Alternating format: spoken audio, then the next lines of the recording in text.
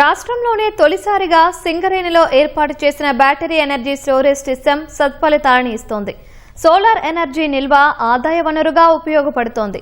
4 నెలల క్రితం మందమర్రి ఏరియాలోని 28 మెగావాట్ల సింగరేణి సోలార్ ప్లాంట్కు అనుబంధంగా 2,50,00,000తో సింగరేణి సంస్థ 1 మెగావాట్ బ్యాటరీ ఎనర్జీ సిస్టమ్ను నెలకొల్పారు.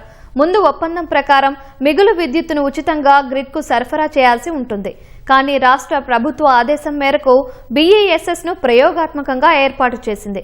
దీనిలో భాగంగా జనవరిలో బ్యాటరీ ఎనర్జీ స్టోరేజ్ సిస్టమ్ ఏర్పాటు చేసింది. అప్పటి నుంచి BESS యూనిట్ స్థానిక అవసరాలకు వినియోగించగా మిగిలిన 3,35,485 యూనిట్ల విద్యుత్తును నిల్వ చేసుకుని అవసరమైన సందర్భంలో వినియోగించుకుంటుంది. తద్వారా సింగరేణి సంస్థకు 25,66,460 రూపాయల ఆర్థిక లబ్ధి చేకూరింది. BESS విజయవంతం అవడంపై సింగరేణి యాజమాన్యం హర్షం వ్యక్తం చేస్తోంది.